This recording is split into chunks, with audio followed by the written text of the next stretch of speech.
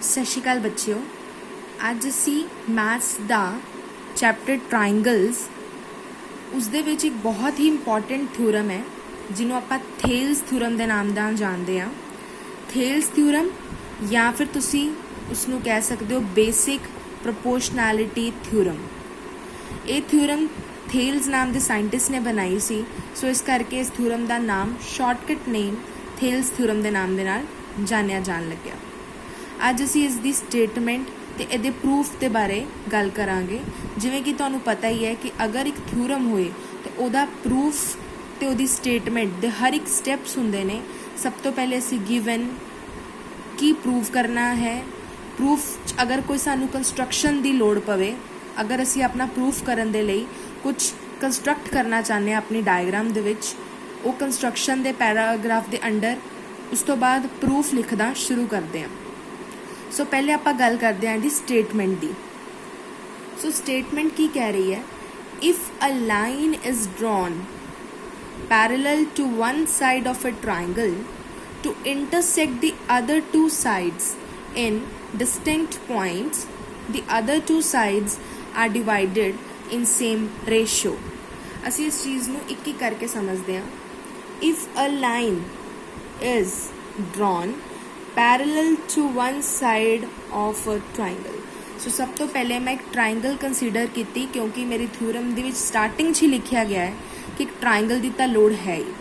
ਸੋ ਆਪਾਂ ਇੱਕ triangle consider ਕੀਤੀ। ਹੁਣ ਕਿਹਾ ਜਾ ਰਿਹਾ ਹੈ ਕਿ ਅਗਰ ਇਸ ਟ੍ਰਾਇੰਗਲ ਦੀ ਇੱਕ ਸਾਈਡ ਦੇ ਪੈਰਲਲ ਮੈਂ ਅਗਰ ਇੱਕ ਲਾਈਨ ਡਰਾ ਕਰਾਂ, ਦੇਖੋ ਬੱਚੋ ਟ੍ਰਾਇੰਗਲ ਦੀਆਂ 3 ਸਾਈਡਸ ਨੇ AB, AC, BC। ਮੈਂ ਇੱਕ ਲਾਈਨ ਡਰਾ ਕੀਤੀ ਜਿਹੜੀ ਕਿ BC ਦੇ ਪੈਰਲਲ ਹੈ।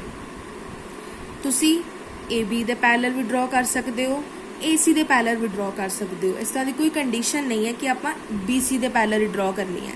ਸੋ ਮੈਂ ਆਪਣੀ ਕਨਵੀਨੀਅੰਸ ਦੇ ਅਕੋਰਡਿੰਗਲੀ BC ਦੇ ਪੈਰਲਲ ਇੱਕ ਲਾਈਨ ਡਰਾ ਕਰ ਦਿੱਤੀ ਔਰ ਮੇਰੀ ਲਾਈਨ ਦਾ ਨਾਮ ਹੈ L।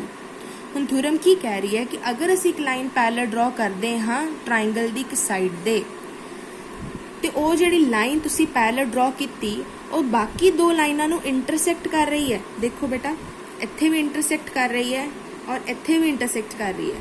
ਦੋ ਪੁਆਇੰਟਸ ਤੇ intersect the other two sides in distinct points। distinct ਦਾ ਮਤਲਬ ਹੁੰਦਾ ਹੈ different points, ਅਲੱਗ-ਅਲੱਗ ਪੁਆਇੰਟਸ ਤੇ ਅਗਰ ਇੰਟਰਸੈਕਟ ਕਰ ਰਹੀ ਹੈ। the other two sides are divided in same ratio। ਹੁਣ other two sides ਕਿਹੜੀਆਂ ਨੇ ਬੇਟਾ? ਇੱਕ ਤਾਂ ਤੁਸੀਂ ਪੈਰਲਲ ਬਣਾ ਦਿੱਤੀ, ਆਹ ਲਾਈਨ ਜਿਹੜੀ ਤੁਸੀਂ ਬਣਾਈ ਇਹ BC ਦੇ ਪੈਰਲਲ ਹੈ, ਤੇ ਅਦਰ ਸਾਈਡਸ ਕਿਹੜੀਆਂ ਰਹੀਆਂ? AB and AC। ਸੋ ਇਹ ਲਾਈਨ ਜਿਹੜੀ ਡਰਾ ਕੀਤੀ ਇਹ ਪੈਰਲਲ ਹੋਏਗੀ BC ਦੇ ਨਾਲ ਦੇ ਨਾਲ। ਇਹ ਦੋ ਪੁਆਇੰਟਸ ਤੇ ਉਹਨੂੰ ਇਸ ਤ੍ਰਿਭੁਜ ਨੂੰ ਕੱਟੇਗੀ, ਨਾਲ ਦੇ ਨਾਲ ਇਹ ਬਾਕੀ ਦੋ ਡਿਵਾਈਡਸ ਨੂੰ ਸੇਮ ਰੇਸ਼ੋ 'ਚ ਯਾਨੀ ਸੇਮ ਅਨੁਪਾਤ 'ਚ ਵੰਡੇਗੀ। ਸੇਮ ਅਨੁਪਾਤ ਜਾਂ ਰੇਸ਼ੋ ਕੀ ਚੀਜ਼ ਹੈ ਕਿ ਅਗਰ ਜਿੰਨੀ ਇਸ ਦੀ ਵੈਲਿਊ ਹੈ AD ਦੀ ਮੈਜਰਮੈਂਟ ਹੋਏਗੀ, ਲੈਂਥ ਮੈਜਰਮੈਂਟ AD ਦੀ ਹੋਏਗੀ, ਡਿਵਾਈਡਡ ਕਰਾਂਗੇ ਉਹਨੂੰ DB ਦੇ ਨਾਲ, ਉਹ ਬਰਾਬਰ ਹੋਏਗੀ AE ਅਪੋਨ EC ਦੇ। ਯਾਨੀ ਕਿ ਜਿਹੜੇ ਹਿੱਸੇ ਨੇ ਇਹ ਸੇਮ ਅਨੁਪਾਤ ਦੇ ਵਿੱਚ ਡਿਵਾਈਡ ਹੋਣਗੇ। ਠੀਕ ਹੈ ਜੀ। ਸੋ ਆਪਾਂ ਇੱਕ ਇੱਕ ਕਰਕੇ ਇਹਦੇ ਬਾਰੇ ਲਿਖਦੇ ਹਾਂ। ਸਭ ਤੋਂ ਪਹਿਲੇ ਅਸੀਂ ਬੱਚੇ ਗਿਵਨ ਲਿਖਾਂਗੇ ਕਿ ਸਾਨੂੰ ਦਿੱਤਾ ਕੀ ਗਿਆ। ਗਿਵਨ ਦੇ ਅੰਡਰ ਆਏਗਾ ਟ੍ਰਾਇੰਗਲ ABC, ਕੋਈ ਵੀ ਤੁਸੀਂ ਨੇਮ ਲੈ ਸਕਦੇ ਹੋ, DEF ਕੁਛ ਵੀ, ABC ਐਂਡ ਲਾਈਨ L। ਇਸ ਲਾਈਨ ਨੂੰ ਮੈਂ ਨਾਮ ਦੇ ਦਿੱਤਾ L। ਇਹ ਲਾਈਨ ਅਸੀਂ ਬਣਾਈ ਪੈਰਲਲ, ਕਿਹਦੇ ਪੈਰਲਲ ਬਣਾਈ ਹੈ? BC ਦੇ, ਪੈਰਲਲ ਟੂ BC। ਇਹ ਲਾਈਨ ਇੰਟਰਸੈਕਟ ਕਰੇਗੀ AB ਨੂੰ D ਪੁਆਇੰਟ ਦੇ ਉੱਪਰ ਐਂਡ AC ਨੂੰ E ਪੁਆਇੰਟ ਦੇ ਉੱਪਰ। ਇਹ ਸਾਨੂੰ ਗਿਵਨ ਸੀਗਾ। ਅਸੀਂ ਪ੍ਰੂਫ ਕੀ ਕਰਨਾ ਹੈ? ਟੂ ਪ੍ਰੂਫ ਅਸੀਂ ਪ੍ਰੂਫ ਕੀ ਕਰਨਾ ਚਾਹੁੰਦੇ ਹਾਂ ਕਿ ਇਹ ਲਾਈਨ ਬਾਕੀ ਦੋ ਟ੍ਰਾਇੰਗਲ ਦੀਆਂ ਸਾਈਡਸ ਨੂੰ ਸੇਮ ਰੇਸ਼ੋ 'ਚ ਅਨੁਪਾਤ ਵਿੱਚ ਵੰਡੇ। ਸੋ ਕੀ ਅਸੀਂ ਲਿਖਾਂਗੇ? AD ਓਵਰ DB बराबर प्रूफ करना है AE ओवर EC दे। ये मेरा टारगेट है जिन्हों आपां प्रूफ करांगे। बट इनू प्रूफ करन दे लई मैनू अपने सम दे विच कुछ कंस्ट्रक्शन करनी पएगी, कुछ संरचना करनी पएगी। सो असीं लिखदे हां कंस्ट्रक्शन।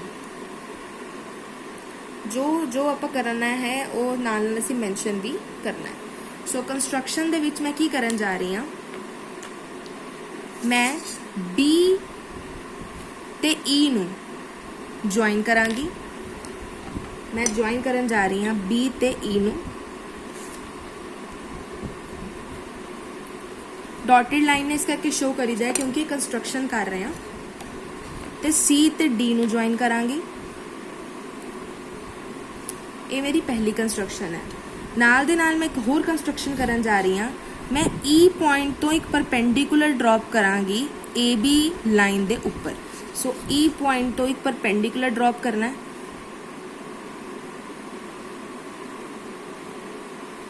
ए परपेंडिकुलर हो गया।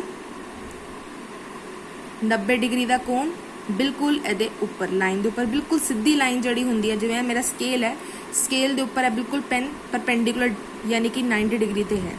ठीक है जी। सो मैं परपेंडिकुलर ड्रॉप करता, इहदा नाम रख दिंदे आ कोई, मान लो कि L पॉइंट है। इस तरीके नाल इत्थों भी परपेंडिकुलर ड्रॉप करांगी D पॉइंट तो दूसरी साइड AC दे उपर, इहदा नाम रख दिंदे आ M। और ए भी परपेंडिकुलर है यानी ये 90 डिग्री का कोण बना रही है लाइन। ये मेरी कंस्ट्रक्शन है। सो जो मैं कंस्ट्रक्शन की उन्होंने आप मैंशन कर दें, join BE and DC, also draw EL perpendicular AB, S line they perpendicular EL और एस लाइन दे परपेंडिकुलर DM। सो साडी रचना भी कंप्लीट हो गई। हुण असीं करन जा रहे हैं इसका प्रूफ करन दे लई असीं एक रिजल्ट यूज करांगे जो कि मैं पहले ही दस देना चाहनी हूँ। कुछ रिजल्ट सानू प्रीवियस थ्योरम्स तो रिजल्ट हुंदे ने, ये तुसीं 9th स्टैंडर्ड च पढ़िया सी। वी नो दैट, इनू असीं अंडर द लाइन कि वी नो दैट असीं मैंशन करांगे area of triangles on same base and between same parallel are equal। की कह रहा है कि यह जियां दो ट्राइंगल्स जिन्हां दा बेस सेम होए, ए ट्राइंगल 1 ए ट्राइंगल 2। हुण देखो इहदा बेस सेम है, दोनों ट्राइंगल्स इक्को ही आधार के उपर ने, इक्को ही आधार ते एक ट्राइंगल ए है और इसे ही आधार ते एक ट्राइंगल ए है। सो अगर दो ट्राइंगल्स एक आधार ते होण ते वो दो ट्राइंगल्स सेम पैरेलल्स दे विच भी होण। देखो एक लाइन ए पैरेलल है, एक लाइन ए पैरेलल है। पैरेलल लाइन्स तुसीं जानदे हो जिहड़ी कदी इंटरसैक्ट नहीं करदियां। एक ए लाइन है मेरे को, एक ए लाइन है, कभी भी इंटरसैक्ट थोड़ा ना करनगियां, सेम डिस्टेंस के उपर ने, इन्हां दी हाइट सेम है। सो जे दो ट्राइंगल्स होण सेम बेस के उपर ते सेम पैरेलल्स दे विचकार ते उन्हां दा एरिया इक्वल हुंदा है। ठीक है। ये सिचुएशन आपां क्यों लिखी, इस फिगर च भी अगर ध्यान नाल देखा जाए, ठीक है जी, ते BDE एंड DEC इन्हां दा भी बेस सेम है। किहड़ा बेस है दोनों दा? DE। देखो ए भी ट्राइंगल उसे ही बेस ते खड़ी है और ए भी ट्राइंगल उसे ही बेस ते खड़ी है और पैरेलल्स भी ने, DE पैरेलल BC। सो इसदा मतलब कि ए दोनों ट्राइंगल्स दा जिहड़ा एरिया है वो इक्वल होएगा। सो लिख लैने आ देयरफॉर एरिया किदा BDE दा, ट्राइंगल BDE दा इक्वल होएगा एरिया ट्राइंगल DEC दा। ठीक है जी। ये आपां प्रीवियस रिजल्ट यूज किया, इनू आपां मार्क कर देवांगे 1। इस इक्वेशन असीं नंबर दे दिंदे आ 1। हुण असीं की करदे आ, असीं एरिया कड्ढन जा रहे हैं। ਕਿਹੜੀ ਟ੍ਰਾਇੰਗਲ ਦਾ ਏਰੀਆ ਕੱਢਣ ਜਾ ਰਹੇ ਹਾਂ? A D E the. Now area triangle A D E. ਤੁਹਾਨੂੰ ਪਤਾ है कि किसी भी ट्राइंगल का अगर ਅਸੀਂ ਏਰੀਆ फाइंड आउट करना है तो ਅਸੀਂ फॉर्मूला ਕਿਹੜਾ यूज़ करते हैं? Half into base into height, या परपेंडिकुलर भी कई कह देंगे ने, आधार गुना लंब, है ना।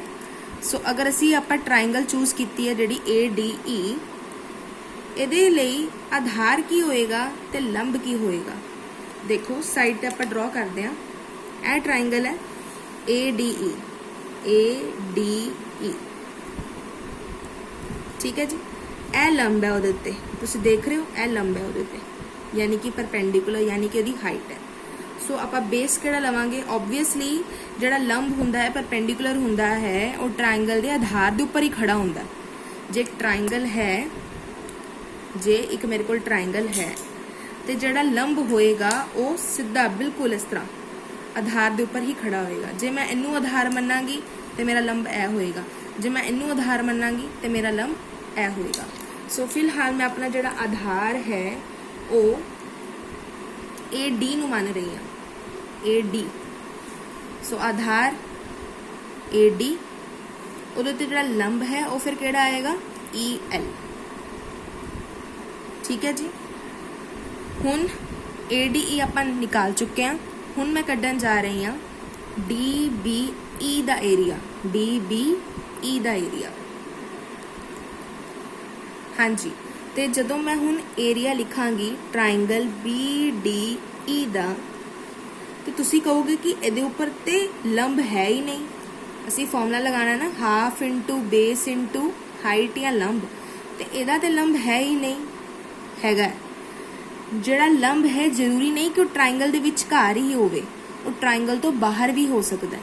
ਜੇ ਆਪਾਂ ਆਪਣੇ ਧਿਆਨ ਨਾਲ ਟ੍ਰਾਇੰਗਲ ਨੂੰ ਦੇਖੀਏ ਤਾਂ ਇਹ ਮੇਰੀ ਟ੍ਰਾਇੰਗਲ ਹੈ BDE, ਇਹ ਵਾਲੀ ਟ੍ਰਾਇੰਗਲ ਹੈ ਮੇਰੀ, ਤੇ ਜਿਹੜਾ ਲੰਬ ਹੈ ਉਹ ਇਹ ਵੀ ਤਾਂ ਮੰਨਿਆ ਹੀ ਜਾ ਸਕਦਾ ਹੈ ਚਾਹੇ ਟ੍ਰਾਇੰਗਲ ਦੇ ਬਾਹਰ ਹੋਵੇ। ਜੇ ਇੱਕ ਟ੍ਰਾਇੰਗਲ ਹੈ,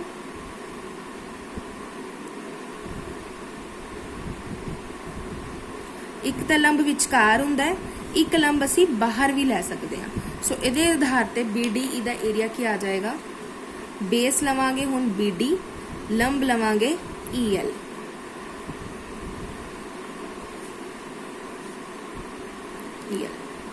ਜਿਹੜੀ ਮੇਰੀ ਪਹਿਲੀ ਕੁਐਸਚਨ ਸੀ, ਜਿਹੜੀ ਮੈਂ ADE ਕੱਢੀ ਸੀਗੀ, ਇਹ ਵਾਲੀ, ਇਹਨੂੰ ਮੈਂ ਸੈਕਿੰਡ ਨੰਬਰ ਦੇ ਦਾਂਗੀ, ਤੇ ਜਿਹੜੀ ਮੈਂ ਹੁਣ ਕੱਢੀ ਹੈ ਉਸ ਨੂੰ ਮੈਂ थर्ड नंबर दे देंगे। ਹੁਣ ਅਸੀਂ ਇਸ ਦੋਨੋਂ ਇਕੁਏਸ਼ਨਸ ਨੂੰ ਡਿਵਾਈਡ यानी कि तकसीम करांगे। लेफ्ट हैंड साइड ਦੇ ਨਾਲ ਜਾਏਗੀ डिवाइड, और राइट हैंड साइड ਨਾਲ। Half AD into EL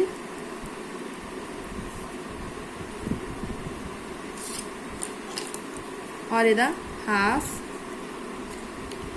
BD